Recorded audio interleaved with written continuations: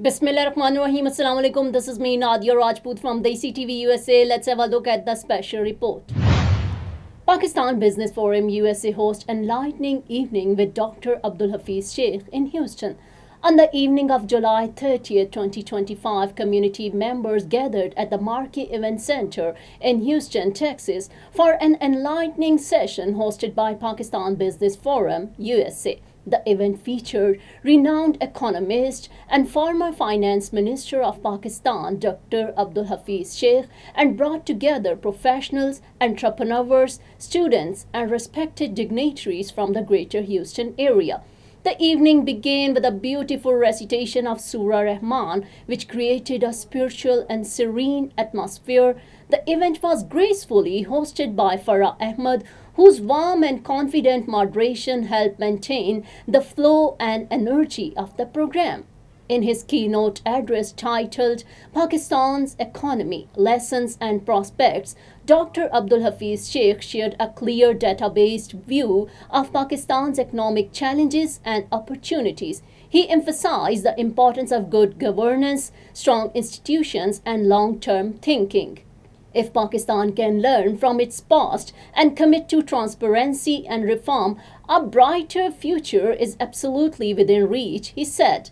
A special highlight of the evening was the presence of Dr. Javed Ashraf, president of Pakistan Business Forum USA, who is also a long-time friend and former Boston University Fellow of Dr. Abdul Hafiz Sheikh for over 48 years.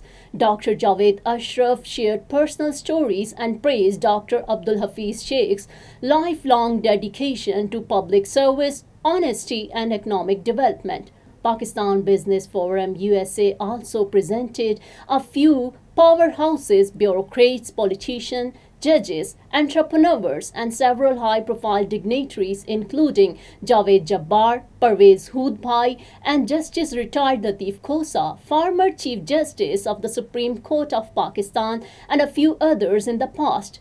Pakistan Business Forum USA invited a few high-profile Pakistani Americans like Mahfouzur Rahman, Mr. and Mrs. Shahid Hashmi, Mr. and Mrs. Dr. Asif Qadir, Dr. Shabnam Lutfali and her husband, Riaz Siddiqui, Wahid Lala, Zahid Babar. Pakistan Houston Consul General Muhammad Aftab Chaudhry, Dr. Barkat Charania, Judge Sonia Resh, Dr. Javed Laghari, Salman Razaki, Dr. Mubashir Chaudhry, Siraj Narsi, and dozens of prominent Pakistani Americans, businessmen, and entrepreneurs.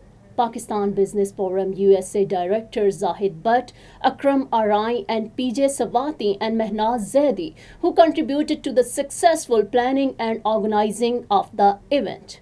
Following Dr. Abdul Hafiz Sheikh's address, the audience participated in a thoughtful question and answer session. Attendees asked meaningful questions about Pakistan's financial future, fiscal responsibility, and international economic relations.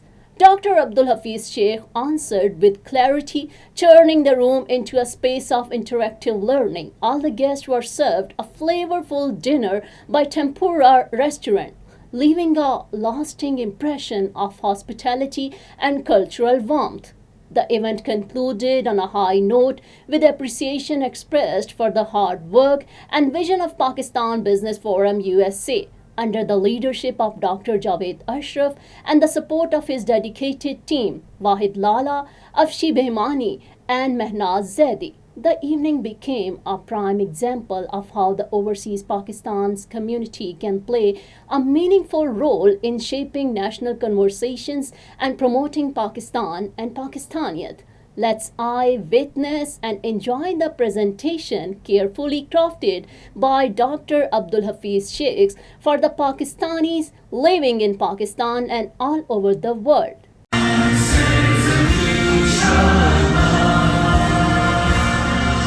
Make sure that we also acknowledge some of the dignitaries that we have here today. Of course, we have our Consulate General, Mr. Chaudhry, here. Thank you and welcome. Round of applause. We also have Sonia Rash, Judge, Justice of the Peace, Fort Bend County, Precinct 3. Please stand. She's on the ballot, so do remember her name. We also have a lot of other notables that are Pakistani Americans that are elected, but they regretfully could not be here. We have Alicia Khani, who's our elected constable for Precinct 3. We have Judge Rabia Collier from Harris County. We also have Afshin Charania, who was elected for Fort Bend ISD trustee. I'm sure they wish they could be here, but they do have other events and conflicts. So we hope to get them back at the next event. So something unusual. Now you have a guest speaker, and I know Dr. Ashraf is going to really introduce him in his own way. But there's some things about him that I thought it was important to read out. So you're going to hear a little bit more in depth about our guest speaker, Dr. Abdul Hafiz Sheikh. Dr. Sheikh is an economist with international experience in policy making management. He has worked and advised in countries in Europe, South America, and Asia. He has served twice as the finance minister of Pakistan in 2010 to 2013, and then again 2019 to 21. He has also, at various times, held the portfolios of Minister of Economic Affairs, Revenue, Planning and Development, Statistics, Privatization, and Investment. Now, under his leadership, Pakistan completed its highly successful privatization program in 2003 to 2006, covering telecommunications, electricity, banking, oil refining, manufacturing, and other sectors over $5 billion. He has thrice been elected to the Senate of Pakistan. Dr. Sheikh was a Minister for Finance and Development in Sindh, province of Pakistan from 2000 to 2003, reforming and finances of the province. And he led the province to be one of the first sub-national governments to develop a program with the World Bank. His work experience includes Harvard University, the World Bank, and private equity.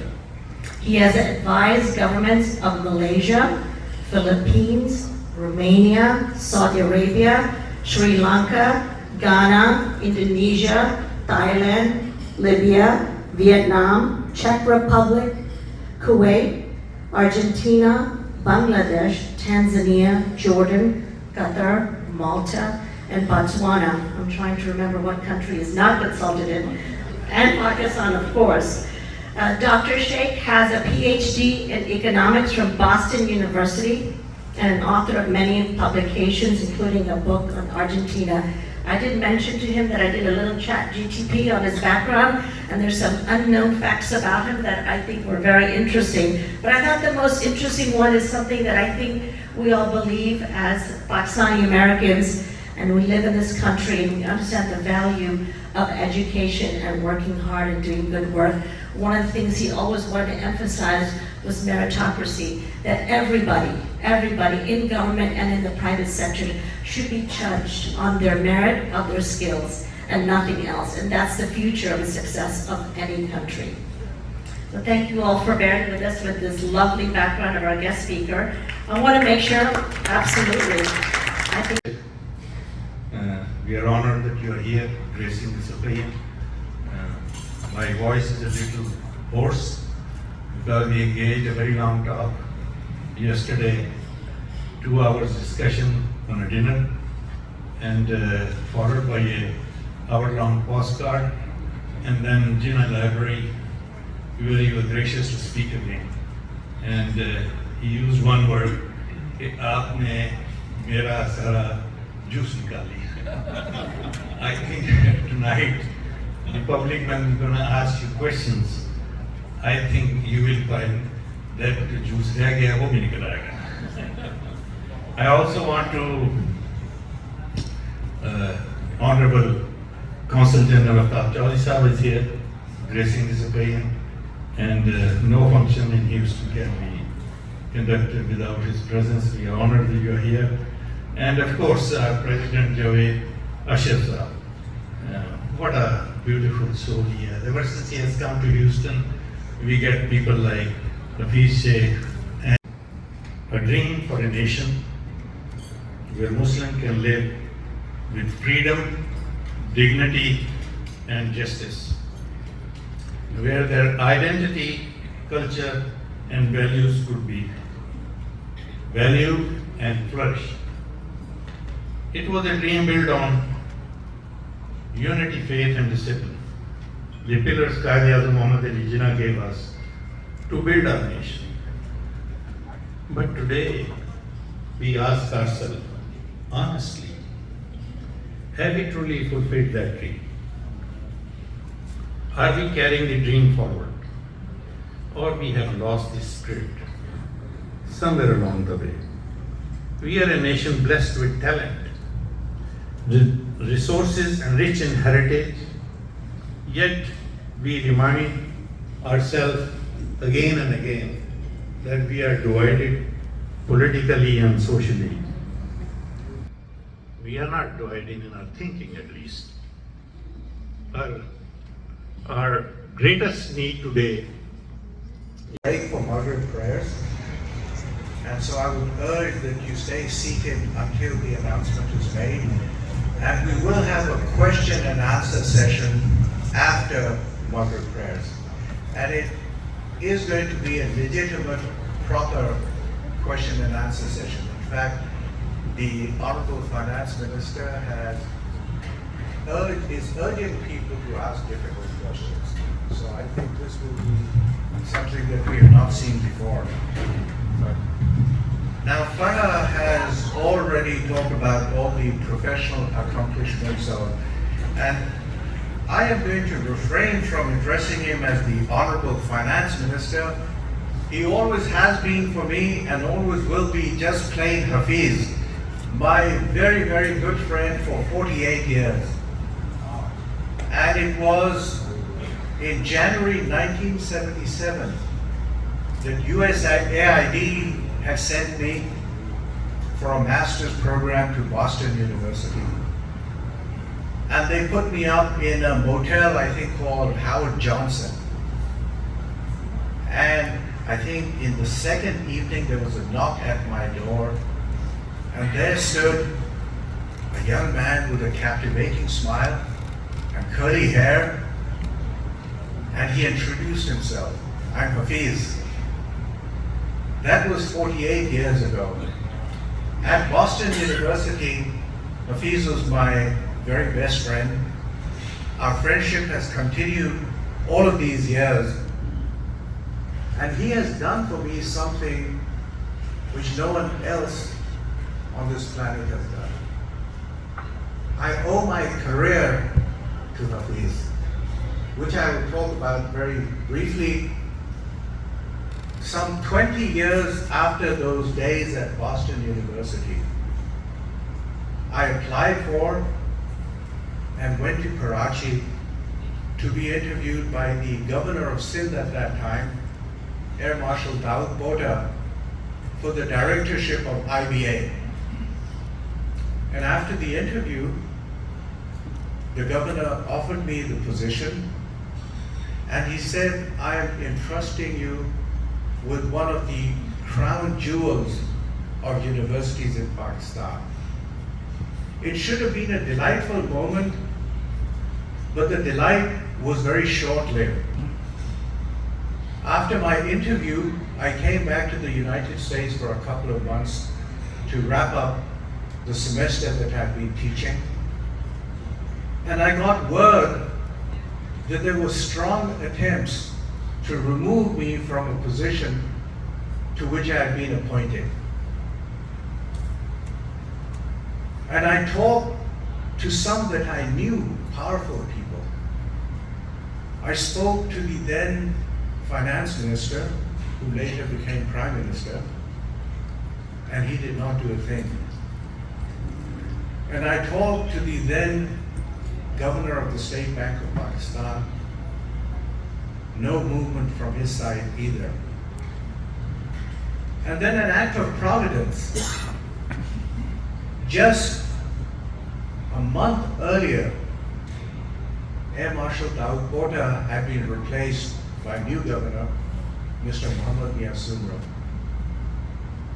And he appointed Hafiz as the finance minister of Sindh. I went to see Hafiz at the governor's house where he was staying, and as Hafiz talked about earlier today, he was in a room adjacent to Quaid-e-Azam's study. In any case, Hafiz didn't take a moment to respond. He immediately pulled the highest levels of government, did everything that had to be done, and I got to keep my position. And it was only because I had been director of IBA that I later assumed the vice chancellorship of Quaid-e-Azam University. I owe my career to the gentleman who sits in front of me at this time.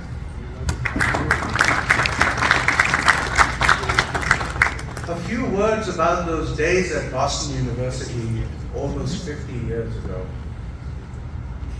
There were perhaps 8 or 10 Pakistani students in the economics department.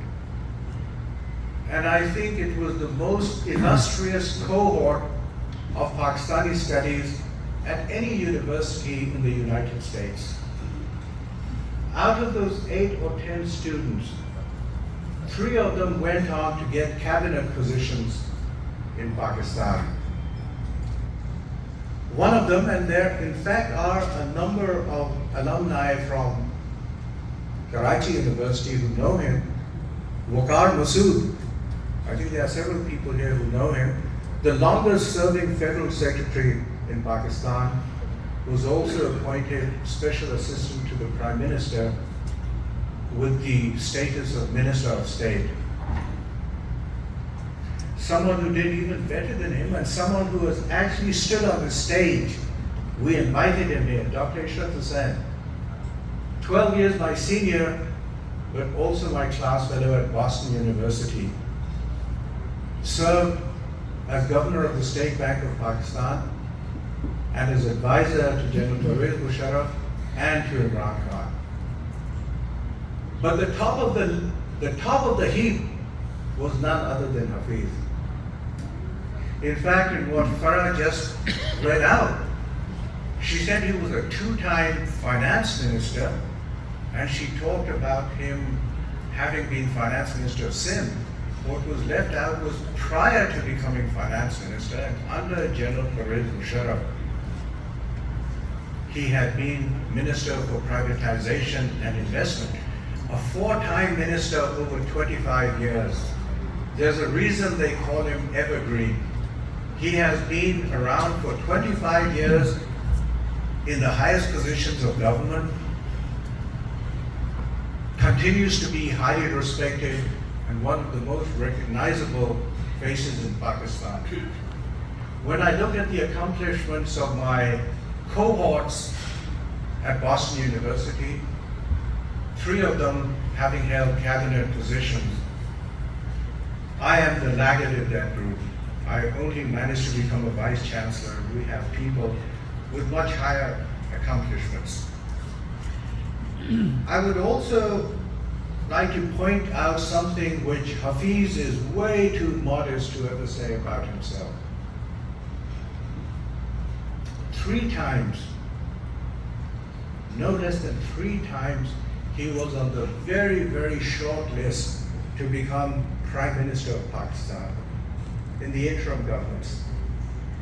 In fact, the last time around, it appeared to be a virtual certainty, and I had already drafted my letter of congratulations to send to him. But the morning after came the very unexpected news that a completely unknown individual from Balochistan, Anwarul Haq Kakar, had become the interim Prime Minister. I was quite distressed, but in any case, whenever there is talk in Pakistan, amidst all of the political turmoil, of creating a government of technocrats, Hafiz's name is always at the top of that list as the premier. So it is that I introduce to you one of my very best friends, a brilliant economist, and inshallah one day a Prime Minister of Pakistan, Dr. Abdul Hafiz Sheikh.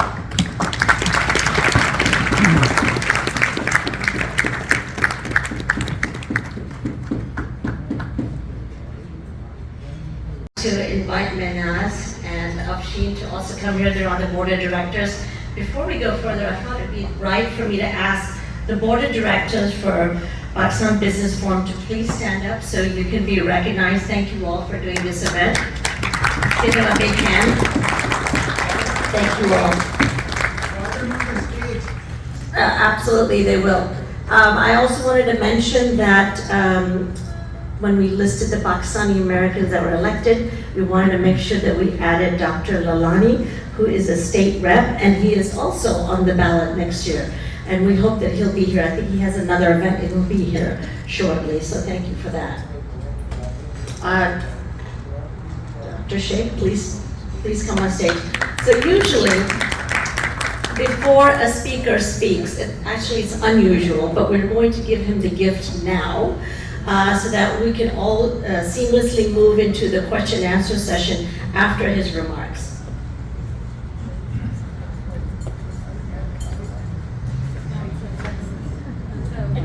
It's very Texan. Absolutely. So it's a very, very, it's an honor for you to be amongst us, coming from long distance. I know you came here as a Pakistani. I don't know where you are. Where are you? Okay. So I know you came here as a Pakistani, but you're going to leave as a Texan, and this is actually a tradition for us. We give everyone that comes to visit us a hat. That makes you a Texan. No, you're good. You're good. There you go. Hopefully you like us.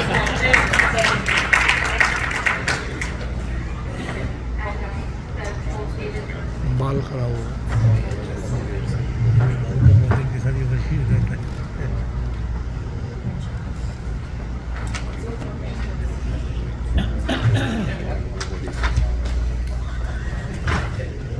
of the business community, Houston residents, Assalamu alaikum.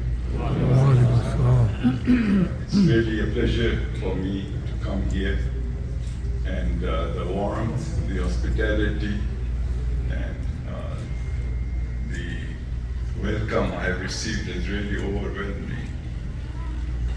Of course, there are people here who I have known for many years. Above all, Dr. Javed Ashraf and his wife, Regis. We go a long way, and I think a lot of what he said about me should be dismissed as the biased views of a friend. He is, of course, a remarkable person, a man of great achievement and modesty. And I'm really fortunate to have them as friends. And I look forward to preserving and cherishing this friendship. I also have other people, Mr. Nafuz Mustafa, who is here. Stand up so people can see you. We are all family friends.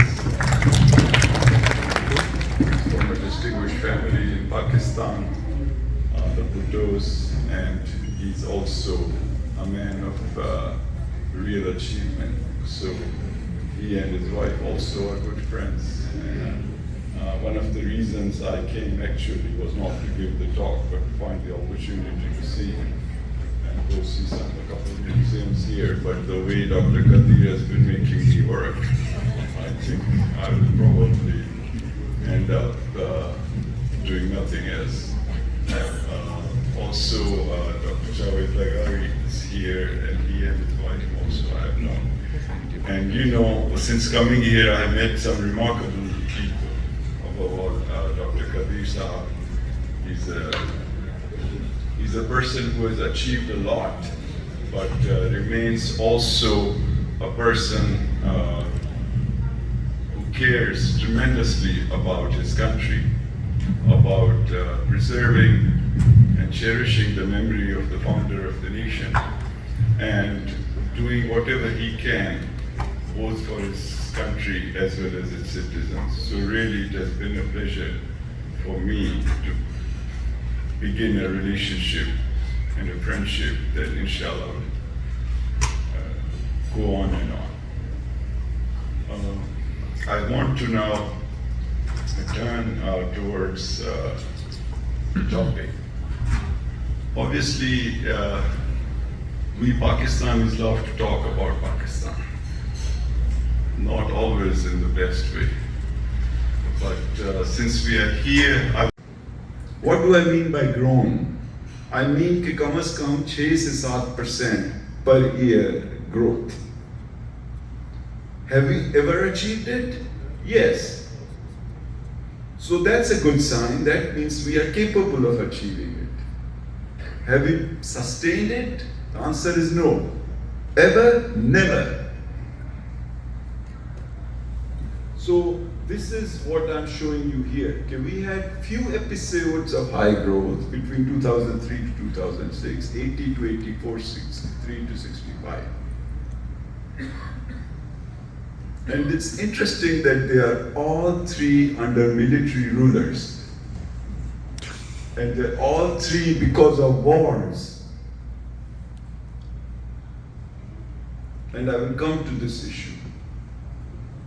Why are they tied to wars? Cold War, the Soviet-Afghan War, the so-called terrorist war. And why do they coincide with the fact that when the wars end, this trend also ends?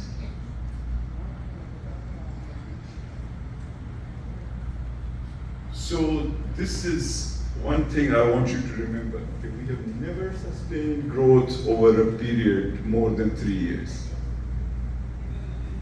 Now let's look at another big fact about Pakistan. Okay, we are largely unconnected to the global economy.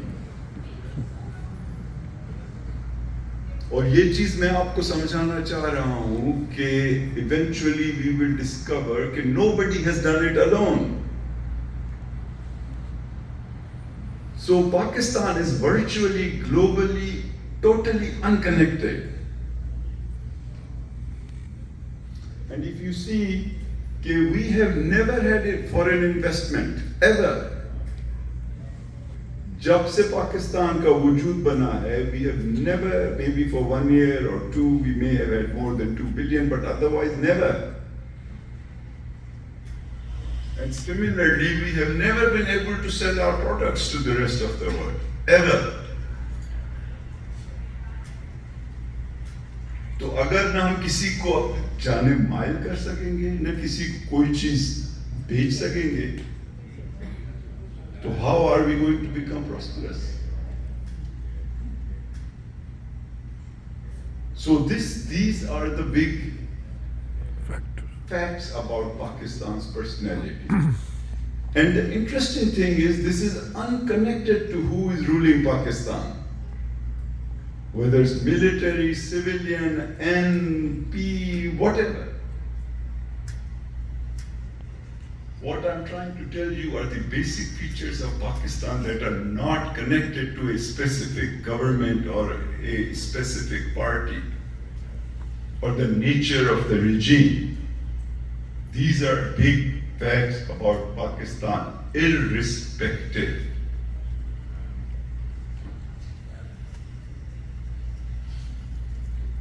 Third, we have unsettled politics. No prime minister has ever completed his or her term. Never ever. And the longest serving single term prime minister remains the first, Prime Minister Liaquat Ali Khan. And he also, as you know. So the average span is less than 3 years. There have been military takeovers and political changes have been costly. किसी को हटाना है तो streets में आओ, जलाओ, चीजें जो है नुकसान पहुंचाओ, कोई इकोनॉमिक गेन हुई है तो उसको रिवर्स कर दो. And so when we talk, okay, we need predictability of policies, we need to, give a sustained message to international markets. You can see how formidable a task it is. When this is a major big fact about Pakistan. Let's go to the next. Here's another big fact about Pakistan. It's always at war. Either it's preparing for one, fighting one, or recovering from one. And I've listed some of the wars. And what they do is they create negative perception in the world. They make the neighborhood difficult, and they create domestic security problems that are ongoing, and they deter others from coming and doing business with you. Yes, we live in a difficult neighborhood. Yes, the wars are imposed upon us, but it seems like we are a player in wars that are not even in the neighborhood. And wars are costly. So I want you to leave with this big fact about Pakistan.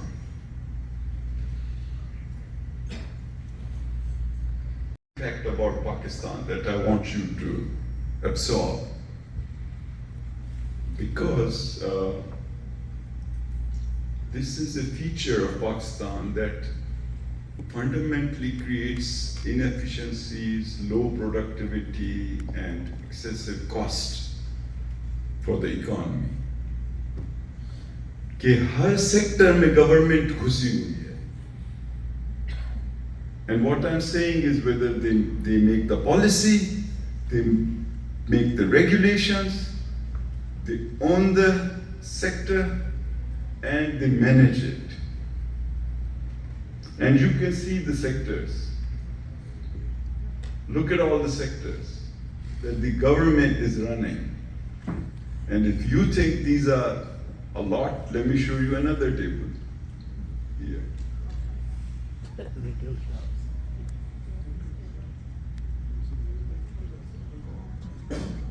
Look at that. This is the second table. And if you think this is a lot, let me show you another table. You can see how much work I have done for you people. To really convince you, because I knew Dr. Kadir is a tough taskmaster. And look, if you think this is enough, let me show you another table. Just I picked one sector, okay? Fisheries sector. कि इसको कितनी government agencies जो हैं वो involve हैं इसको चलाने में. And you can see at the national level, these are the government agencies involved. And if you think these are a lot, let me show you. Here. Then these are the local and provincial agencies also involved in the fisheries sector. And if you think this is a lot, let me show you another table. Here.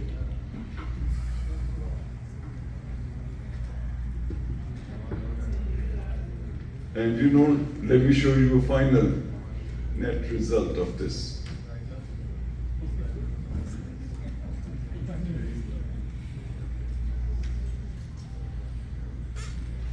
तो पाकिस्तान की जो शख्सियत है उसको तो पहले हमें figure out करना चाहिए और फिर उसके बाद we can begin to craft solutions. अगर 30 एजेंसीज इन्वॉल्व हैं एक सेक्टर को मैनेज करने में और नेट रिजल्ट ये है और लोग कहते हैं जी आगे के लिए बताएं क्या करना है, आपने कोई इंटरेस्टिंग बात नहीं बताई, तो मैंने सोचा आपको इंटरेस्टिंग बातें बताऊं. ये और कोई नहीं दिखाएगा इस तरह की स्लाइड्स. देखिए, जब मैं फाइनेंस और प्लानिंग मिनिस्टर था तो मेरे एडिशनल चीफ सेक्रेटरी हर प्रोविंस में होते हैं, who manages the development program. तो whenever I would have a meeting, तो ये additional chief secretary साहब जब भी आते थे मुझे ऐसे जैसे परेशान से लगते थे, और वो हमेशा कहते थे मैं सही एक और मीटिंग से आ रहा हूँ। तो मैंने वो एक दिन कहा कि भाई ये तुम क्या मीटिंग्स करते रहते हो सारा दिन, कि मिनिस्टर की मीटिंग है उसमें भी तुम दूसरी मीटिंग। तो मैंने कहा मुझे लिस्ट बना के दो कि तुम कितनी कमिटीज के चेयरमैन हो। तो वो जो था 150 कमिटीज का चेयरमैन था।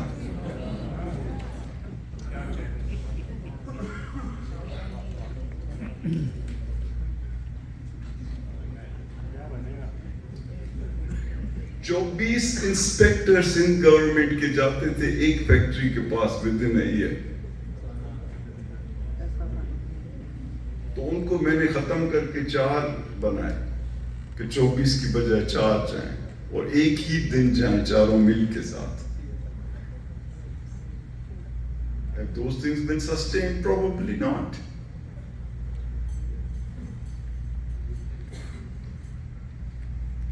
प्रीमियर बन गए तो उनकी जो काबीना थी उसमें 2 और वजीर थे।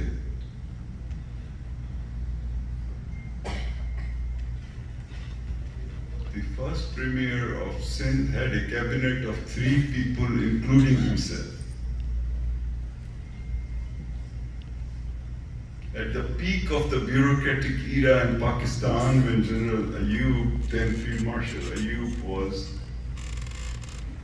heading a very big bureaucracy, to 10 या 11 फेडरल सेक्रेटरीज होते थे।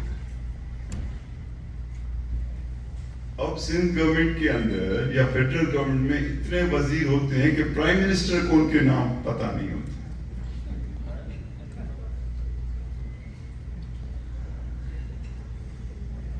So what I'm saying is that this is another aspect of Pakistan's personality, a big fact of Pakistan, excessive, very costly bureaucracy, intervention, a number of proliferation of agencies and institutes and so on. So now I want to turn के जी क्या करना चाहिए, किस तरह से आगे बढ़ने का कोई तरीका तो होना चाहिए। So what I want to do is look at our own experience, I gave you a background, and also look at international experience, कि और लोग कैसे आगे बढ़ गए, उन्होंने क्या किया जो हम नहीं कर पा रहे हैं।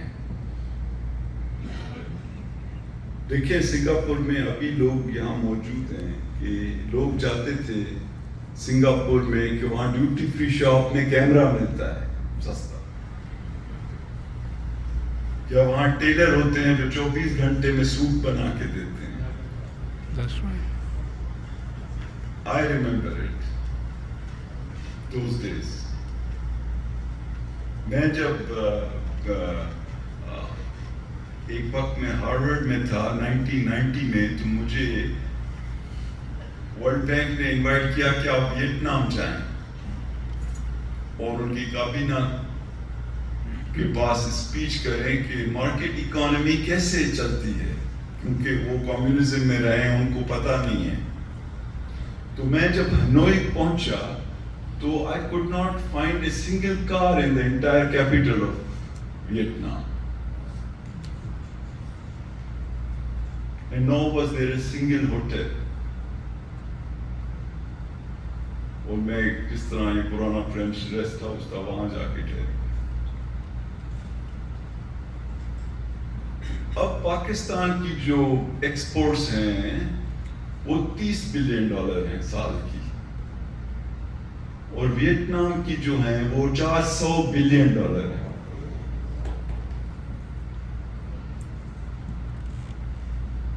तो ये तो अभी हमारे मतलब आंखों देखी बात है ना। इसी तरह चाइना जब 30-40 साल कम्युनिस्ट दौर में रहा तो वहाँ लोग बाइसिकलों पे चला करते थे और उनकी जो जीडीपी थी हमारे जितनी ही थी. Then they changed course and they took 700 million people out of poverty within 25 years. और अभी मैंने आपको दिखाया कि उनकी जीडीपी जो है $20 ट्रिलियन हो चुकी है. इसी तरह से आयरलैंड हमारी आंखों के सामने उनकी पर कैपिटा जीडीपी आपको मैंने दिखाई तकरीबन 90 से 1000 से $1 लाख पर person. So these are potential signs of hope for us that if Ireland can do it and if Vietnam can do it and even other countries in Africa can do it, that we can. But we should try to learn, okay, what is it that they are doing to get ahead? So let's look.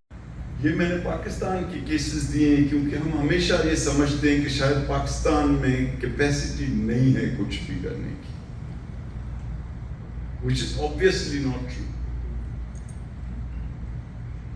Because ये कमरा भरा हुआ है पाकिस्तानी से कि जो कुछ करके दिखा रहे हैं.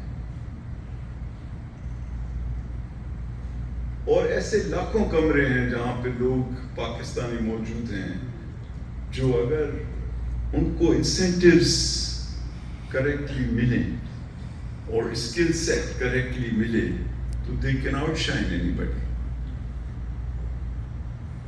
So I'm just putting here some of the sectors.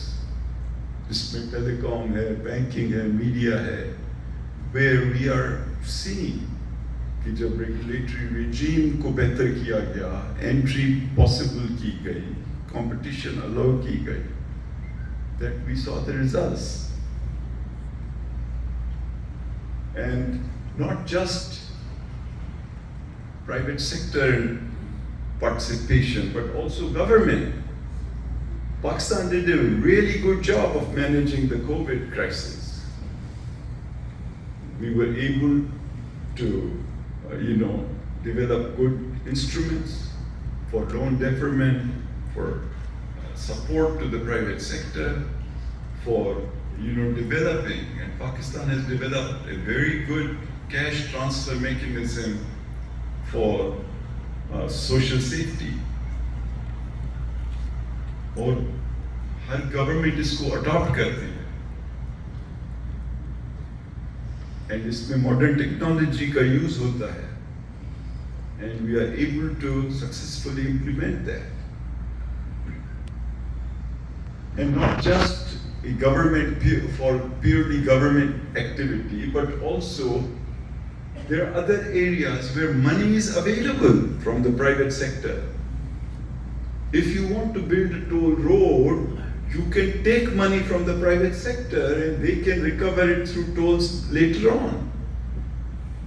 If you want to build municipal water systems, you can have private sector that is willing to participate. Even private sector has built airports in Pakistan. So what I'm saying is that there are a lot of areas where there's an abundance of capital that is available. अगर doctor गद्दी साहब या चरानिया साहब लोगों को कराची से मुल्तान या मुल्तान से सखर ले जाने के लिए जहाज चला सकते हैं, बस चला सकते हैं, तो गवर्नमेंट सेक्रेटरी क्यों चला रहे हैं?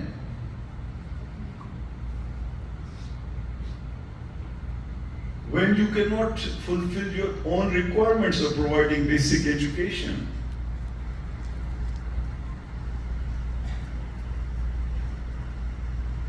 So what I'm saying is that there are opportunities that are available that need to be seized and which have been seized in certain instances. And now I want to turn to the international example. I want to share with you, ये देखें एक table है, इसमें there are, I don't know, about 13 countries. Remember I showed you the first table on big facts कि Pakistan has never been able to sustain growth over more than 3 years or 4 years. So these are countries that have had growth in their GDP, यानी उनकी आमदनी में इजाफा जो है उसकी रफ्तार 7% से ज़्यादा है for a sustained period of time, and I put the periods of time here as well. This does not cover some of the more recent examples, which I also shared with Ireland and Vietnam and so on and so forth. And so, what is it that was common about these countries? इन्होंने क्या चीजें की जो तकरीबन सब ने की? And I want to share those.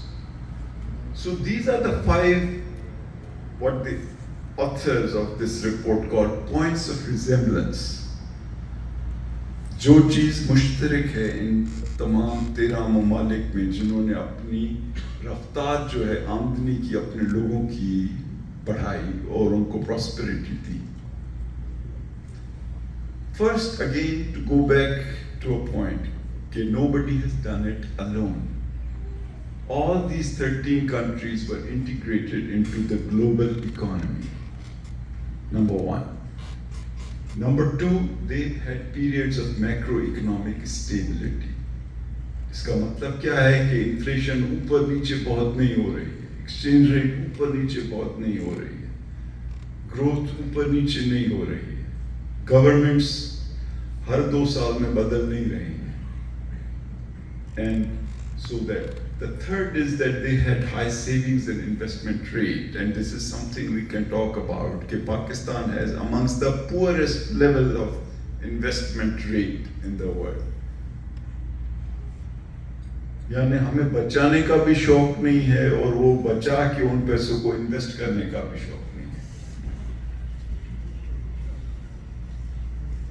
यानी हम जो भी कमाते हैं उसको फौरी तौर पे कंज्यूम कर देते हैं. So we do not really build for our future generations. So these, and the fourth is, that they had a good market system. ये नहीं कि government cinema भी चला रही है, तो steel भी चला रही है, तो airline भी चला रही है. Because 70-80 countries tried to do that with their governments. And they sort of all failed. And they lost decades. So these are the things. Then I want to talk to you about another study that looked at the 50th anniversary of the World Bank. People sat together और उन्होंने कहा कि हमने क्या सीखा है. ये सारी जो 200 मुल्क चल रहे हैं, इनकी जो ग्रोथ हुई है, इनके पास जो प्रॉस्पेरिटी आई है, तो हमने क्या सीखा है उसमें से. And I'm trying to present to you the gist of that. And what they are saying again is that nobody can be prosperous if they do not export. देखिए ना, गरीब कौन है? गरीब वो है जिसके पास डॉलर्स नहीं है. The rest is just detail. And we can talk about lot of खुशहाल बनना है. You might say, नहीं आप तो जी इकोनॉमिस्ट हैं, आप कोई ऐसी टेक्निकल बात बताएं. तो टेक्निकल बात भी बता सकता हूँ, लेकिन या तो काम की बात सुने या टेक्निकल बात सुने. अच्छा, अब दूसरी चीज जो इन्होंने सीखी कि भाई कोई भी मुल्क जो है वो डेवलप नहीं हो सकता है अगर उनके लोग जो है डेवलप नहीं है.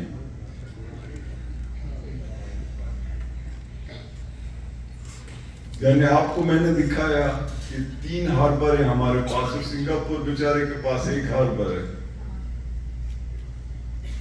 उनकी भी एयरलाइन है, हमारी भी एयरलाइन है, लेकिन उनका हार्बर भी दुनिया में नंबर 1 है, उनकी एयरलाइन भी नंबर 1 है. उनके पास कोई ये चीजें नहीं है ना जो मैंने दिखाई जो पाकिस्तान के पास है. लेकिन उनके पास एक चीज है, and that is the people of Japan and the people of Singapore.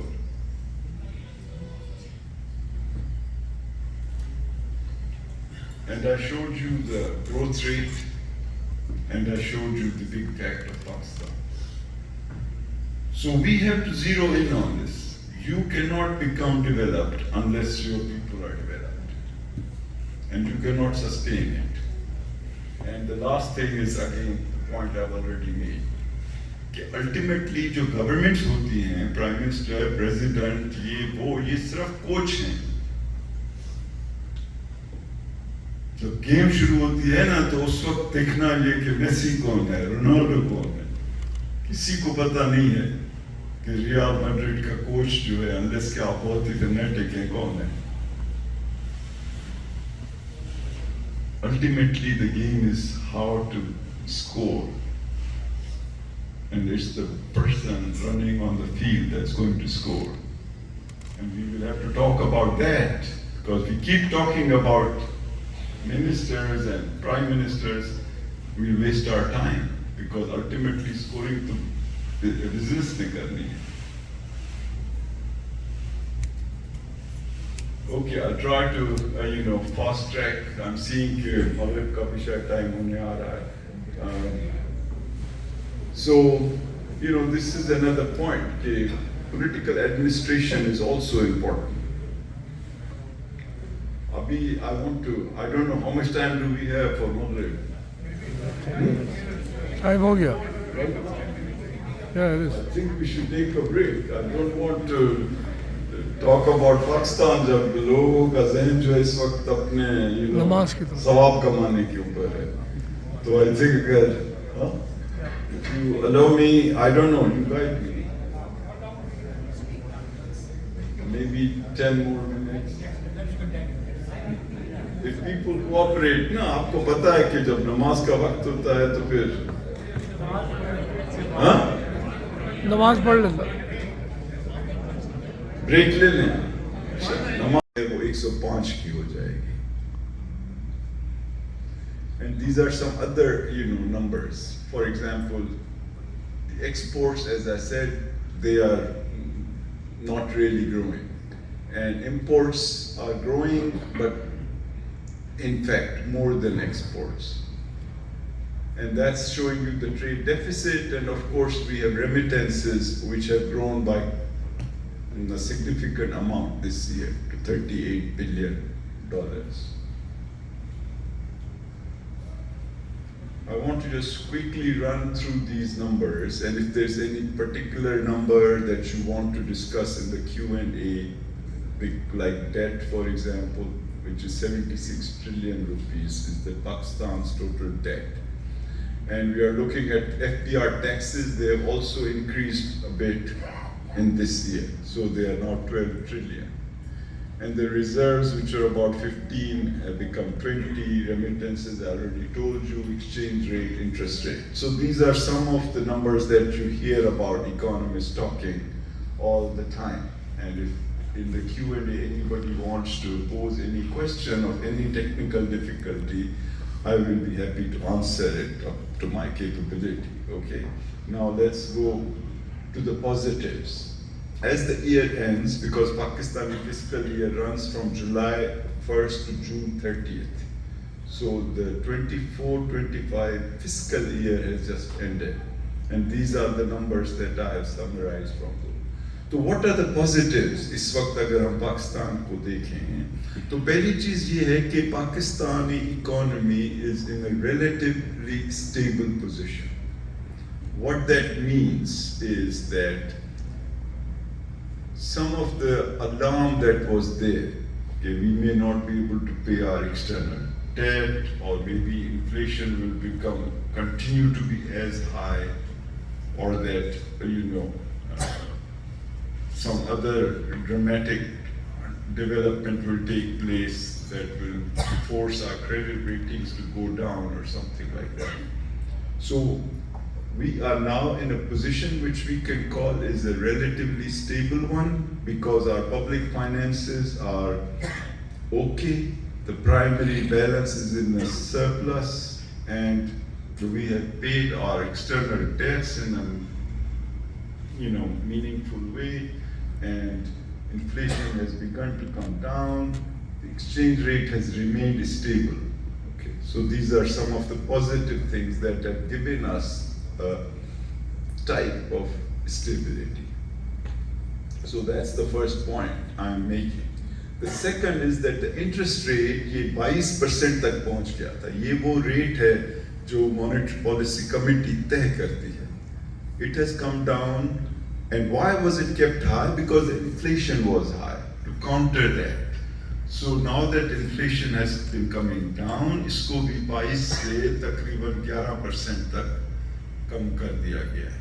So interest rate को कम होने में किस तरह फायदा होता है? इस तरह होता है कि जो बिजनेसेस हैं वो बोरो करती हैं पैसा टू सेट न्यू कंपनीज और as working capital to run their existing companies. तो जितना पैसे की कीमत कम होगी बोरो करने की, उतनी वो ज्यादा एक्टिविटी जनरेट कर सकते हैं. And that's why when you want the economy to grow, you try to have interest rate lower to facilitate the businessmen to borrow those monies. Similarly, इस मुल्क में जहाँ पे mortgages का इतना चर्चा रहता है, if the mortgage rate is down, people can borrow money to build their houses, which generates economic activity. So उसकी logic इसीलिए बनती है और इसके ऊपर इसीलिए focus रखा जाता है, right?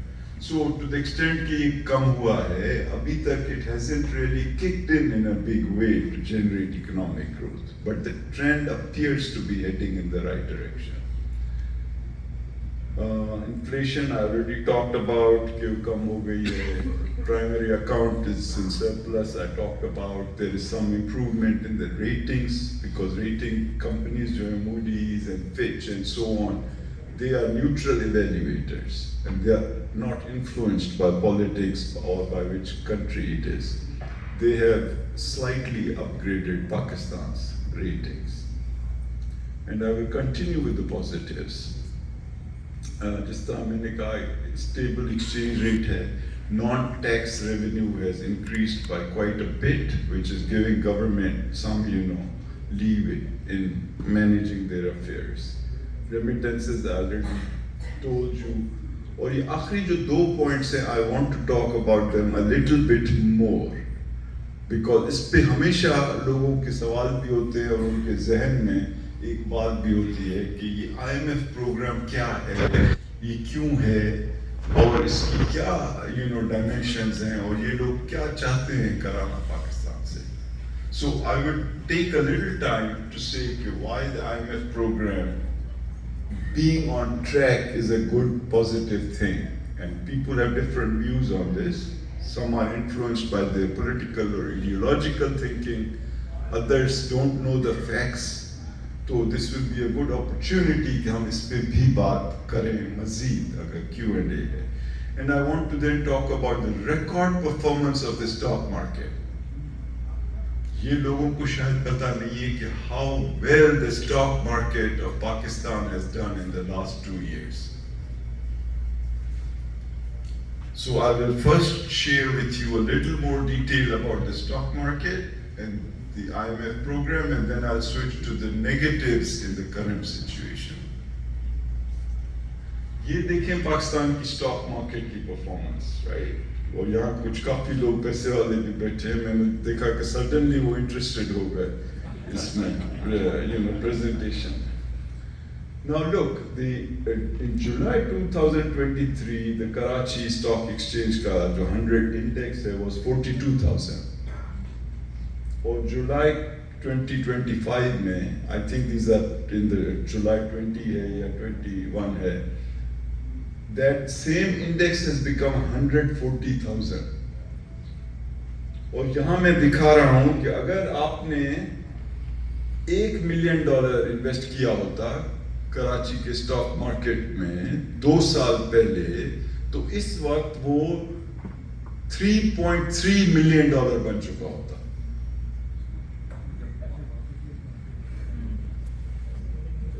Okay, so a lot of rich people have made a lot of money in Pakistan in the last 2 years.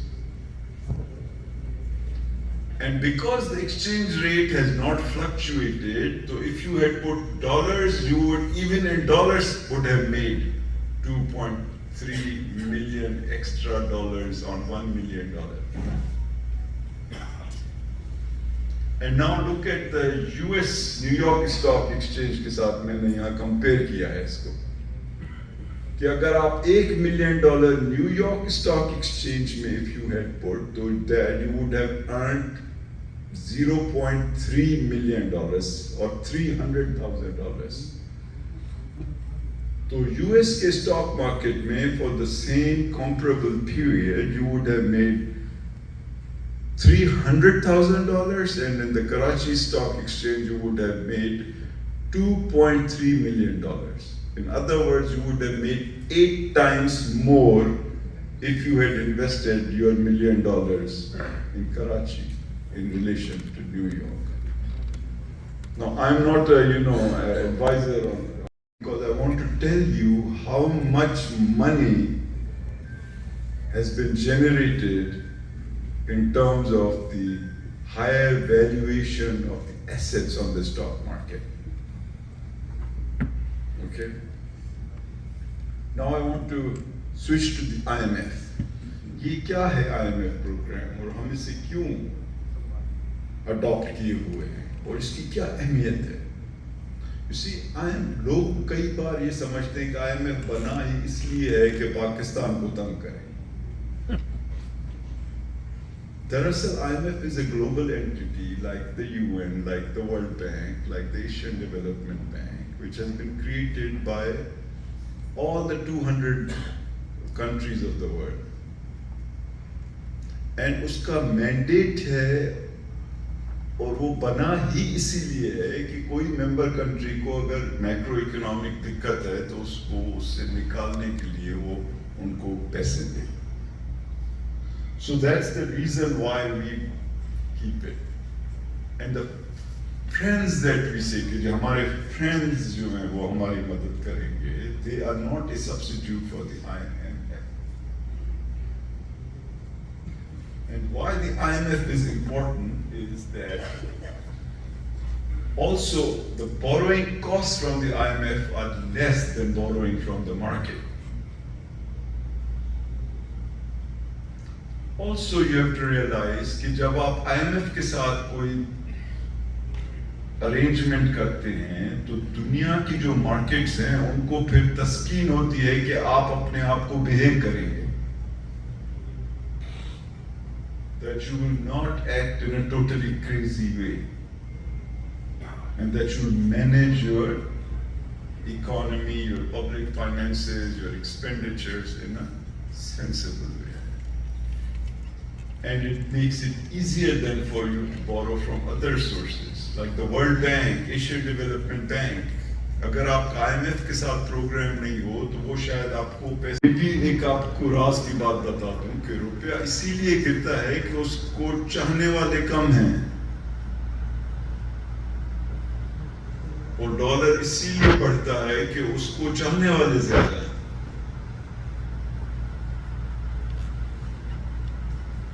So when the economy is like this and people figure out, then it begins to become dollarized. And this is Pakistan's massive big fact जो मैंने शुरू में बताया. और मैंने big facts इसीलिए चुने कि आपको उस सिर्फ ले जाऊं डिस्कशन में कि आप खुद ही बता सकें कि क्या करना चाहिए. And now I told you about privatization. मैंने आपको दिखाया कितने सेक्टर्स और क्या ये मुमकिन है कि प्राइवेटाइजेशन हो, क्या हो सकती है. तो मैं जिस तरह इन्होंने मुझे इंट्रोड्यूस करते वक्त बताया कि जब मैं वजीर था प्राइवेटाइजेशन का, तो उस 3 साल में 2003 से 2006 तक we privatized 34 companies worth $5 billion. और मुझे छोड़े हुए वो वजारत को 19 साल हो गए हैं और उस 19 साल में आपको पता है कितनी प्राइवेटाइजेशन हुई? 0. So These are choices that we can make, but if we do not privatize, they are costing us money. जब स्टील मिल की बात होती है फॉर एग्जाम्पल, तो स्टील मिल दरअसल मिल है ही नहीं. It's a big town which is a housing colony.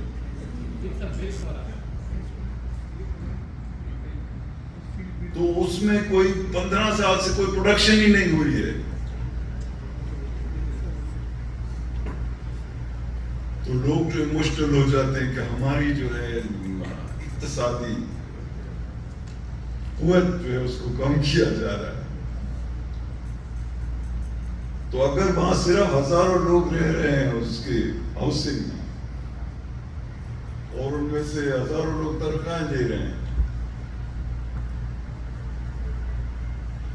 तो अगर ये चौरानिया साहब के हॉस्पिटल हो और वहां पे हजारों लोग तनख्वाहें दे रहे हैं और किसी एक कभी कोई मरीज वहां नहीं आया 10 साल में, तो ये कहेंगे कि भाई ये क्या क्या चक्कर चल रहा है. लेकिन यहाँ कोई पूछने वाला नहीं. So anyway, that's zero privatization success. More negatives. अब ये circular debt है, ये 4 ट्रिलियन हो चुका है. इस साल जो रिजल्ट्स आ रहे हैं, तो हमारी जो एग्रीकल्चर क्रॉप्स होती हैं, मेजर क्रॉप्स, उनमें वीट, शुगर केन, राइस, मेज, कॉटन, किसी में भी कोई इंक्रीज नहीं आई है. So we have a situation where no major crop has witnessed any increase in production.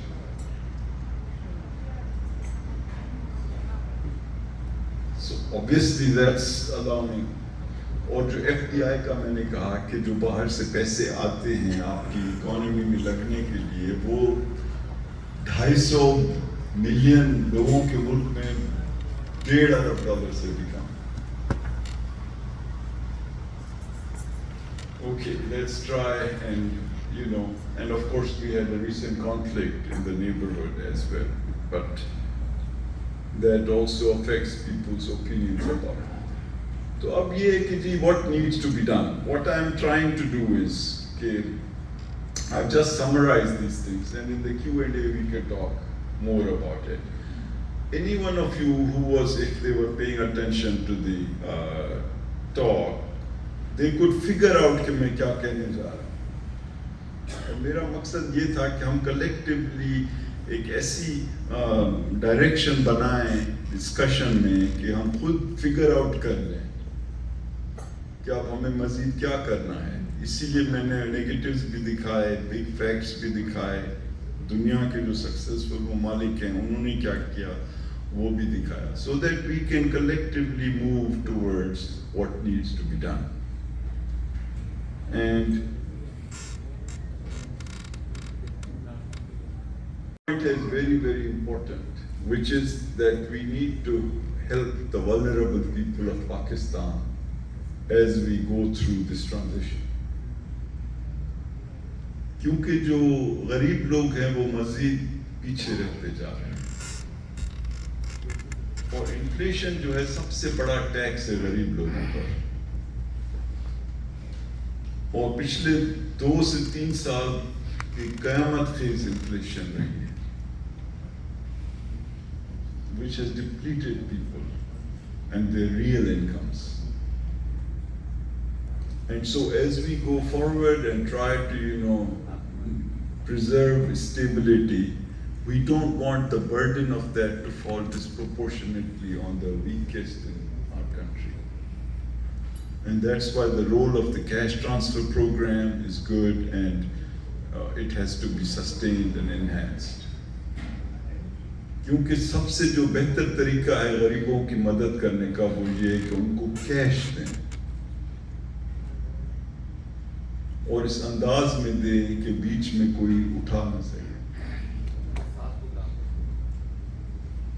So I think, that's something that we as a country have done a reasonably good job, but we need to be doing it even more. अभी देखें ये जो points मैंने लिखी हैं इन पे during the discussion we can talk about. एक तो ये है कि unless all of us simultaneously do things, तो रास्ता नहीं निकल सकेगा. ये नहीं कि प्राइम मिनिस्टर कोई बैठा है. So this is a point I want to share with you here. कि जो पाकिस्तान की डिविजिबल पूल है, जो पैसे होते हैं अवेलेबल, उसका 57.5% तकरीबन 60% जो है वो प्रोविंसेस के पास चला जाता है पहली तारीख को हर महीने की, और उसमें कभी कोताही नहीं हुई है.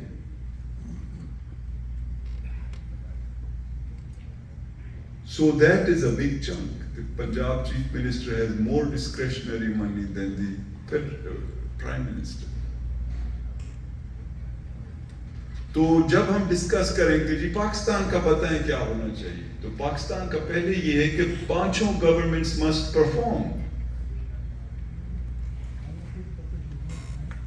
And this is a dimension of the discussion that I wanted to leave with you. That's a big chunk of money, and I think we should be happy that they get it, but we should ensure that they spend it wisely. Okay, I think people were saying maybe I should pause now and have a Q&A because I have some slides on accountability. किसी ने कहा आपने corruption पे बात नहीं की, so that I can talk about. I have slides on Pakistan-US relations. I have a slide on CPEC, but I think I don't want to talk too much. So I will just pause now, and we can have a Q&A, and some of these things may come up, and we can begin. So there was a question. All of you have done such a beautiful job. So much knowledge and in such an easy format. And all of you have done such a beautiful job listening to each and everything that he's saying and looking at the slides. So thank you for that. Now I have the two directors, Manaz and Afshin, and they will have the mic. And so if you could just raise your hand, let them know that you have a question. However, he did indicate that he was willing to take difficult questions and directly from the floor. So I asked the two things. One is, do not make speeches. Keep your question to 30 seconds or less. We are not interested in knowing that you met the finance minister somewhere at some point. That's all irrelevant. Just ask the question directly, keep it very short, and hopefully you get good answers.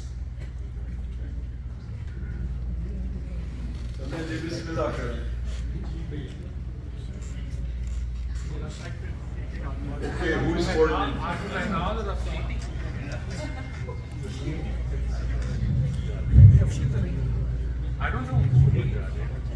Sheikh साहब बहुत शुक्रिया आपका यहाँ आने का. जावेद अशरफ साहब ने हमें बहुत इंतजार कराया, कोई 2 साल से कह रहे हैं आप आ रहे हैं यहाँ पे. तो क्वेश्चन मेरा ये है कि आपने एक कमेंट दिया कि पूछने वाला कोई नहीं है यहाँ पे. तो अगर हमने नेगेटिव भी देखे हैं, पॉजिटिव भी देखे हैं, फिर कुछ रिकमेंडेशन भी हैं आपकी, तो वो पूछने वाला कौन है? In the interest of time, I mean I have lot of question but this is the one I am asking. और आपका भी एक पार्टी से या एक सूबे से करीबी तल्लुक रहा है, फिर आपने कहा सूबों को बिल्कुल कोई पूछने वाला नहीं है, तो काइंडली इस पे बताइए कि किस तरीके से उनकी अकाउंटेबिलिटी होगी. Thank you. देखिए जी, my question कि कोई पूछने वाला नहीं है was in relation to a lot of the public sector companies. Second, I believe, मेरी अपनी thinking ये है कि हम कई बार आपस में बैठते हैं और डिस्कस करते हैं और एक उलझन में मुब्तला रहते हैं कि इसका हल जो है वो कैसे निकाला जाए. और that's a very important consideration जिसका मेरे पास कोई ऑटोमेटिक या आसान हल नहीं है कि मैं आपको बता दूं, क्योंकि पाकिस्तान की जो इंस्टीट्यूशनल अरेंजमेंट्स हैं हमें तय करना है कि वो किन चीजों में एक तरह से रुकावट बन जाती है।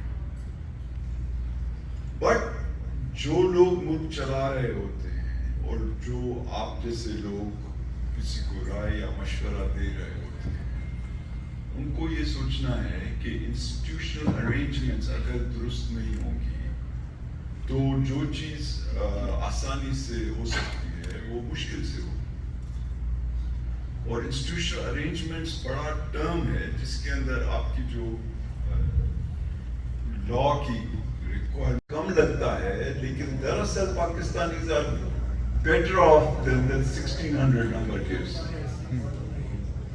क्योंकि it's an economy with lot of activities that are not captured by the GDP calculation, और उसी वजह से हमारी जो टैक्स कलेक्शन है उसमें भी दिक्कत है। Now again going back to taxes, जो एग्रीकल्चर का पूरा सेक्टर है पाकिस्तान का, उसकी टैक्स पे फेडरल गवर्नमेंट का कोई रोल नहीं है कॉन्स्टिट्यूशनली, और प्रोविंशियल गवर्नमेंट्स अगर नहीं करना चाहें एग्रीकल्चर टैक्स इंथ्यूजियास्टिकली कलेक्ट तो उनकी मर्जी है, and they don't, you know, the record shows that they are not very aggressive in tax collection in the entire agriculture sector.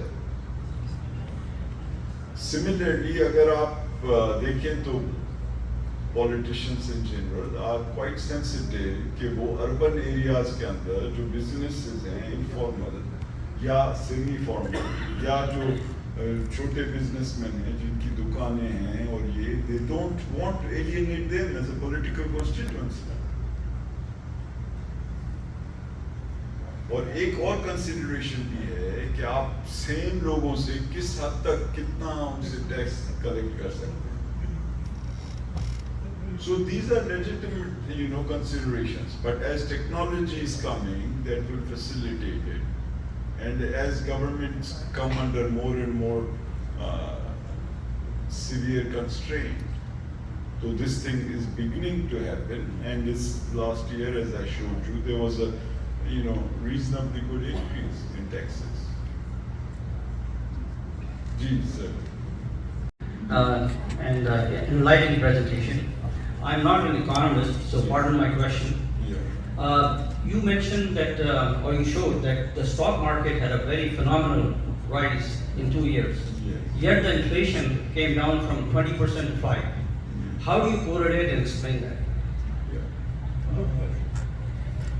देखें जो स्टॉक मार्केट की जो राइज है, that is about people's expectations about future earnings of those companies, right? And you can quite naturally expect that the economy will do better in the future. It's also in some ways an indication of the absence of other good opportunities for investors, कि वो जो हैं सब stock market में सिर्फ पैसे कमाना चाहते हैं, और इन्फ्लेशन के जो डायनेमिक्स हैं are not necessarily connected to, you know, the rise of Pakistan. Just last week I read the news from the South Asian news that 800,000 youngsters are leaving countries since 2021. So what's the position and what the government is doing or could do to retain that human capital? Thank you. देखिए, first of all, let me share with you my own personal views on this. I think it's terrific if Pakistanis go anywhere in the whole wide world to make themselves better off. Yes. Okay. And we should in no way be alarmed by it because that's the nature of things. And I think they acquire tremendous set of new skills, they acquire the capacity to live better lives, and they acquire the resources to help their country, both with their enhanced skills as well as with the foreign exchange earnings. At the same time, if we provide the kind of impetus that I have been talking here, कि अगर हमारे पास कोई नहीं आ रहा है, कोई नई investment नहीं ला रहा है और हम खुद भी नहीं लगा रहे हैं, तो clearly they will search. Now I don't know कि 800,000 ज़्यादा हैं या कम हैं in a country of 250 million people. Maybe that should be normal. Maybe it should be even more. And provided that the other 249 million जो रह गए हैं, उनमें भी तो कुछ talent होना चाहिए ना. So I think what's more important is we should do both. Have our people be able to compete internationally and do a good job there, as well as to focus on the other 249. That's all for now. Keep watching Desi TV USA. Please like, subscribe, share and comment, and don't forget to watch our channels Desi Urdu TV and DTV NN.